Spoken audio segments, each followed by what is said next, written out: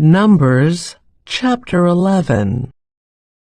Soon the people began to complain about their hardship, and the Lord heard everything they said.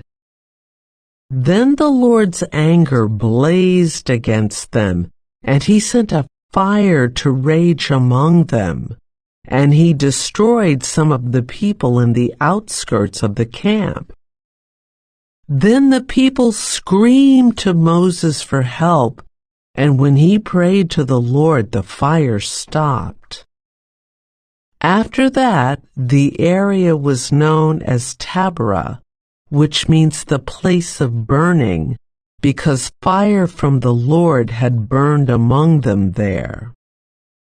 Then the foreign rabble who were traveling with the Israelites began to crave the good things of Egypt, and the people of Israel also began to complain.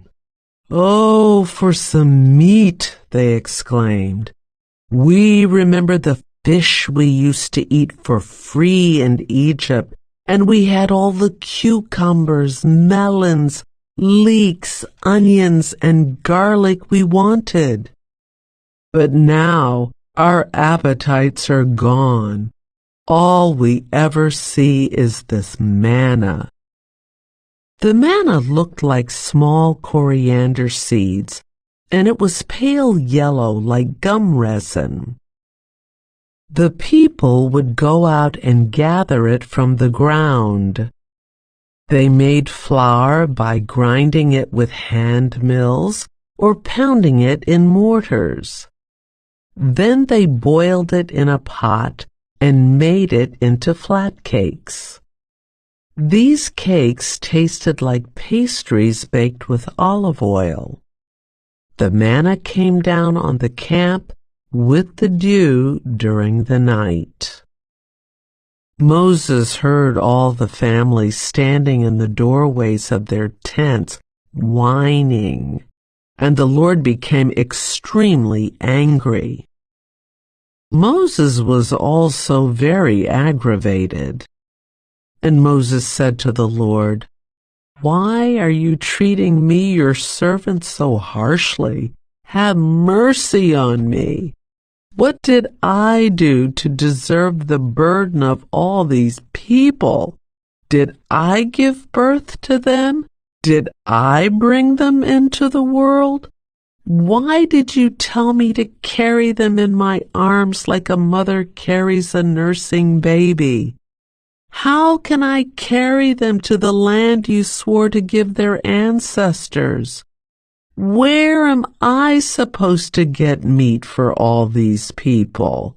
They keep whining to me saying, 'Give us meat to eat.' I can't carry all these people by myself. The load is far too heavy. If this is how you intend to treat me, just go ahead and kill me. Do me a favor and spare me this misery." Then the Lord said to Moses, "Gather before me 70 men who are recognized as elders and leaders of Israel. Bring them to the tabernacle to stand there with you. I will come down and talk to you there. I will take some of the Spirit that is upon you, and I will put the Spirit upon them also. They will bear the burden of the people along with you, so you will not have to carry it alone. And say to the people, 'Purify yourselves, for tomorrow you will have meat to eat.' You were whining, and the Lord heard you when you cried, 'Oh, for some meat! We were better off in Egypt.' Now the Lord will give you meat, and you will have to eat it. And it won't be for just a day or two, or for 5 or 10 or even 20. You will eat it for a whole month until you gag and are sick of it. For you have rejected the Lord who is here among you, and you have whined to him, saying, Why did we ever leave Egypt? But Moses responded to the Lord, There are 600,000 foot soldiers here with me, and yet you say, I will give them meat for a whole month. Even if we butchered all our flocks and herds, would that satisfy them? Even if we caught all the fish in the sea, would that be enough? Then the Lord said to Moses, Has my arm lost its power? Now you will see whether or not my word comes true.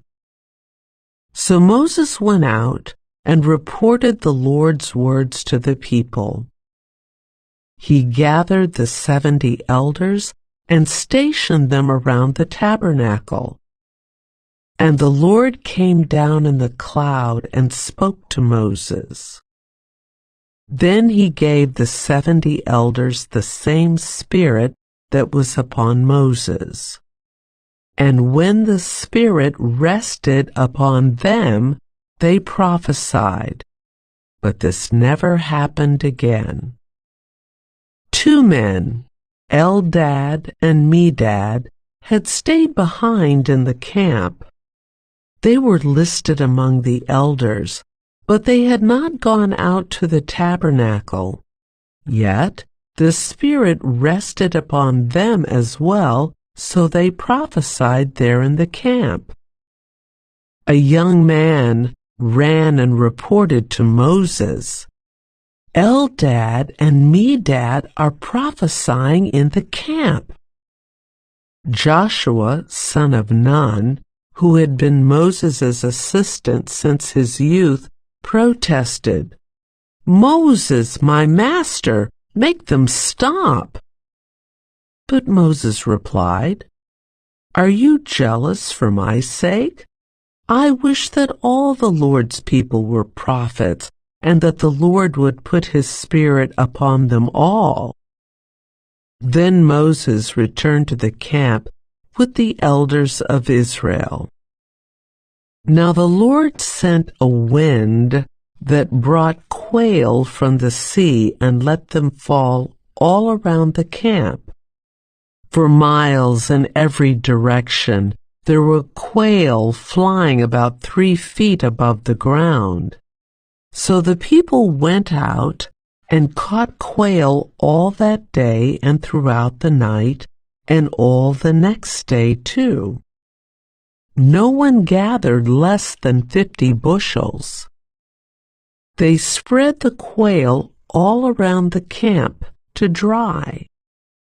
But while they were gorging themselves on the meat, while it was still in their mouths, the anger of the Lord blazed against the people, and he struck them with a severe plague. So that place was called Kibroth-Hattaavah, which means graves of gluttony, because there they buried the people who had craved meat from Egypt. From Kibroth-Hattaavah, the Israelites traveled to Hazeroth, where they stayed for some time.